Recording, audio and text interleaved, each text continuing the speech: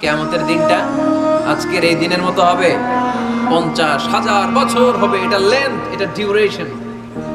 কাআন সাফসাফা লা তারা ফিহা ইওয়াজা ওয়ালা আমতা, লেভেল প্লেইং ফিল্ড, তামার জমিন। একটু কল্পনা করেন তো ওই দিনটা কত ভয়ঙ্কর। বাবা ছেলেরে চিনবে না, ছেলে বাবারে চিনবে না, স্ত্রী স্বামীকে চিনবে না, স্বামী স্ত্রীকে চিনবে না, পীর সাহেব মুরিদ চিনবে না, মুরিদ পীর সাহেবকে চিনবে না, নেতা কর্মীকে চিনবে না, কর্মী নেতাকে চিনবে না। হায় হায়, ইয়া নাফসি বলে কাঁদবে। সূর্যটা মাথার কাছে চলে আসবে, সূর্যের তাপে মাথার মগজগুলো গলে গলে নাকের ছিদ্র আর কানের ছিদ্র দিয়ে টপ টপ করে বেয়ে বেয়ে পড়বে।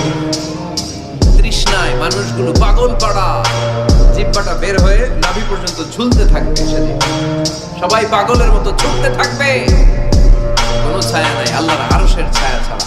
আল্লাহর হাবিব বললেন 7 শ্রেণীর ব্যক্তিকে আল্লাহ তাআলা আরশের নিচে ছায়া দিবেন।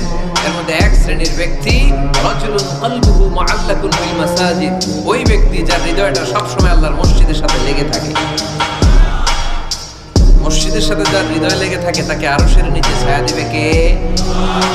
এজন্য মসজিদের সাথে যেন আমাদের হৃদয়গুলো লেগে থাকে। অনেকেই দেখবেন এত ভালো নামাজি, জোহর পরে টেনশন করে, আসরটা করবে, আসর করে চিন্তা করে মাগরিবের সময় আমি কোথায় থাকবো, মাগরিবের সময় টেনশন, ইস এশাটা হয়ে গেলেই তো শেষ। এরকম লোক আছে না নাই? এদেরকে সেই কঠিন ভয়াবহ দিনে আরশের নিচে ছায়া দিবে কে? সালাতে ফরজ আছে, ওয়াজিব আছে, সুন্নাত আছে। খেয়াল করে বুঝবেন, ফরজ যদি নষ্ট হয় সালাত ভঙ্গ হয়, you have to repeat your সালাত। ওয়াজিব নষ্ট হলে সালাত ভঙ্গ হয় না, নতুন করে পড়া লাগে না, সেজদায় সাহু দিলেই সালাত আদায় হয়ে যায়। আর সুন্নাহ নষ্ট হলে নামাজ নষ্টও হয় না, নতুন করে পড়াও লাগে না, সেজদাও লাগে না, নামাজ আদায় হয়ে যায়। সুন্নাহ নষ্ট হলে এই যে হাত তোলা না তোলা, এটা সুন্নাহ। আমিন জোরে বলা না বলা, এটা কি সুন্নাহ। এটা কোনো কারণে কেউ না করলেও তার নামাজ কবুল করে নেবে কে? আর এই সব সুন্নত লয়ে আমাদের দেশে কি লাগেনি? মৌলভীবাজারে মাশাআল্লাহ এগুলা নাই, এখানেও আছে। এগুলার অবসান ঘটুক, আমরা চাই কি চাই না? আর কত এই ছোটখাটো বিষয় নিয়ে আমরা এই বিভেদের প্রাচীর আর দেয়ালকে উঁচু করবো আমাদের মাঝখানে? কবে আমরা ঐক্যের সিন্ডিকেট করব? কবে? আর কবে সাদা মনের মানুষ হব? কবে? আর কত? অনেক হয়েছে, আর না, এবার থামেন। বিভেদের প্রাচীরকে ভেঙে চুড়িয়ে দেন। ঐক্যের এমন সিন্ডিকেট করতে হবে যাতে কোনো অপশক্তি ঐক্যকে ভাঙতে না পারে, বানচাল করতে না পারে। চিল্লায় বলেন ঠিক কিনা? এজন্য মিউচুয়াল রেসপেক্টের দরকার, পারস্পরিক শ্রদ্ধাবোধ সব ক্ষেত্রে, রাজনীতিতে, সামাজিক অ্যাক্টিভিটিসে, আমাদের আলেম ওলামাদের মধ্যে পারস্পরিক শ্রদ্ধাবোধের দরকার, মিউচুয়াল রেসপেক্ট। কেউ কাউকে রেসপেক্ট করে না, আমি যেটা বুঝছি এটাই সব, বাকি সব হারাম, এরকম বলে না অনেকে?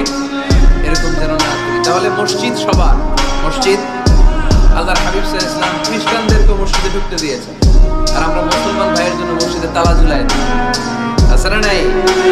আল্লাহর হাবিব সাল্লাল্লাহু আলাইহি ওয়াসাল্লাম কোথাও গেলেই প্রথমে মসজিদ বানাতেন। কি বানাতেন? মসজিদ বানাতেন।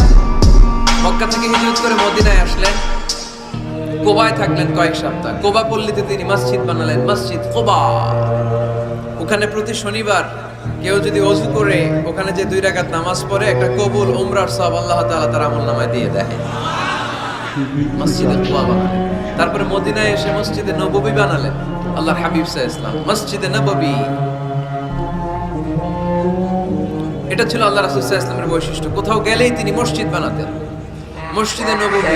বাইরে এখন তো কত সুন্দর মসজিদ আমরা দেখি, আমরা যে সালাত পড়ি। আল্লাহর হাবিব সাল্লাল্লাহু আলাইহি সাল্লামের সময়ে মসজিদে নববী কি এরকম ছিল? কথা বলেন। ফ্লোর ছিল বালুর ফ্লোর। কিসের ফ্লোর? আমাদের মসজিদের ফ্লোর কিসের? টাইলস। আর আল্লাহ রাসূল সাল্লাল্লাহু আলাইহি ওয়াসাল্লামের মসজিদে নববীর ফ্লোর কিসের? কথা বলে না তো আওয়াজ করে উত্তর দেন না কেন? কষ্ট হচ্ছে? চুপ করে শুনেন, কয়েকটা মেসেজ ড্রপ করি। Take it with you to your home, then practice and apply in the society. নিয়ে যান, আমল করেন, সমাজে কাজে লাগান। সমাজটা আলোকিত করে দিবে কে? খুতাবুকুম তাবিলা, সালাওয়াতুকুম কাসীরা।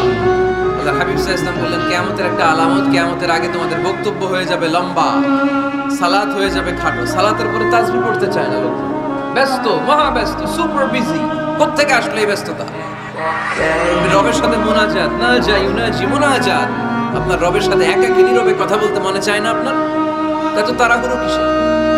ধীর স্থির হন, একটু স্থির হন, একটু মনোদৈহিক প্রশান্তি অর্জনের চেষ্টা করেন। সব সময় ব্যস্ত, ধাক্কাধাক্কি, উচ্ছৃঙ্খলা, এগুলো আমাদেরকে শেষ করে দিয়েছে। এজন্য লম্বা চূড়া বক্তব্য ঠিক না। বক্তব্য শুনতে আমাদের ভালো লাগে, আমল করতে ভালো লাগে। বক্তব্যটা শেষেই সিগারেট ধরায়, আসলে না, মাহফিল শেষেই বিড়ি ধরায়, চমৎকার ওয়াজ করছে হুজুরে। ওয়াজটা সেরকম হয়েছে, অনেক কণ্ঠ সুন্দর হুজুরের। এতদিন ইউটিউবে দেখছি, আজকে সরাসরি দেখেছি। আচ্ছা নাই লাভটা হয়েছে কি? এই যে মাহফিল শেষে বিড়িটা ধরাইলেন আর গেলেন, কোনো লাভ হয়নি। এগুলো থেকে বেরিয়ে আসতে হবে। বছরের পর বছর আমাদেরকে শেখানো হয়েছে একভাবে। কেউ এই পরিবর্তনের আওয়াজ তোলে নাই, আওয়াজ আপনাকে তুলতে হবে। আওয়াজ তোলার জন্য এত মানুষ লাগে না, আপনি একাই যথেষ্ট।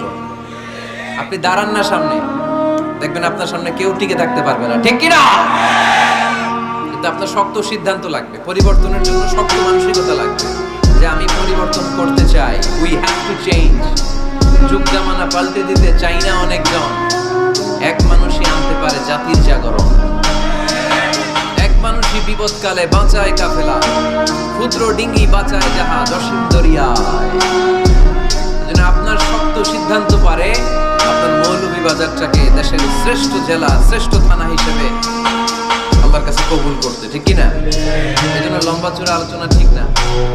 ছোটখাটো অল্প কয়েকটা মেসেজ নিয়ে যেতে পারলেই দ্যাটস এনাফ।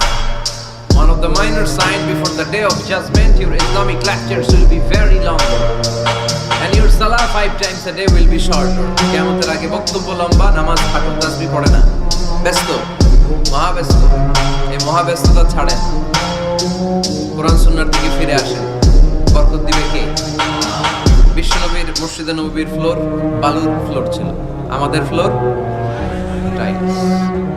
আল্লাহর হাবিব সাল্লাল্লাহু আলাইহি ওয়াসাল্লামের মসজিদে বালি নিচে, এই বালিতে নামাজ পড়তেন। বৃষ্টি হলে কাদামাটি হয়ে যেত, কাদামাটিতেই সেজদা করতেন। সেজদা করলে কাদার মাটি আল্লাহর হাবিব সাল্লাল্লাহু আলাইহি ওয়াসাল্লামের নাকে আর কপালে লেগে যেত। তিনি সালাম ফিরিয়ে সাহাবাদের দিকে মুখ ফিরিয়ে বসলে দেখতেন প্রতিটা সাহাবীর নাকে আর কপালে কাদার মাটি মিশে আছে।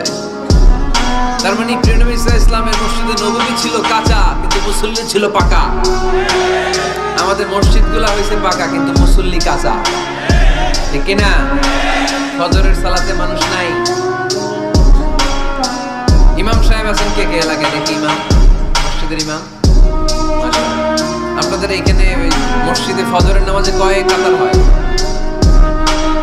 5 জন 6 জন। কেনে এত কম? কেনে হ্যাঁ আসে না, আসতে চায় না লোক। তো এই যে 5-6 জন ফজরের সালাতে, কল্পনা করতে পারেন ফজরের সালাতে এত কম লোক। ফাতেমা মাইক,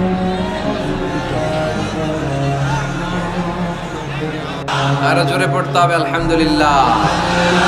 ফজরের জামাতে লোক যায় না, এটা একটা মহামারী। যেদিন ফজরের জামাতের দৃশ্য আর জুমার নামাজের দৃশ্য একরকম হয়ে যাবে, ওই দিনই বাংলাদেশে ইসলাম কায়েম হয়ে যাবে। এখন স্লোগান তুলে বিপ্লব বিপ্লব, ইসলামে বিপ্লব। আর ফজরের সময় আমি কম্বলের ভিতরে, আছে না নাই? কোনো বিপ্লব হবে না। ফজরের নামাজ জামাতে পড়ুন, সকালটারে বরকতময় করে দিবে কে? আল্লাহর হাবিব সাল্লাল্লাহু আলাইহি ওয়াসাল্লামের মসজিদ ছিল সবার জন্য উন্মুক্ত, এখানে সবাই আসতে পারত। এজন্য মসজিদ হবে সবার। আমরা মসজিদের আবাদকারী হতে চাই।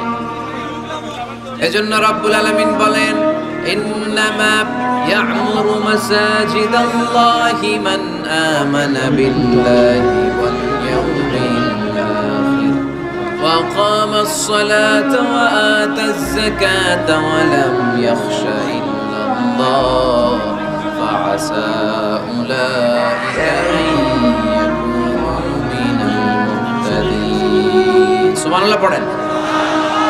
রব্বুল আলামিন বললেন, মসজিদের আবাদকারী হবে তারা যারা আল্লাহর প্রতি ঈমান আনে, আখিরাতের প্রতি ঈমান আনে, যারা সালাত কায়েম করে, যারা যাকাত আদায় করে, যারা দুনিয়ার কাউকে ভয় পায় না, ভয় পায় একজনকে। চিল্লায় বলেন তিনি কে?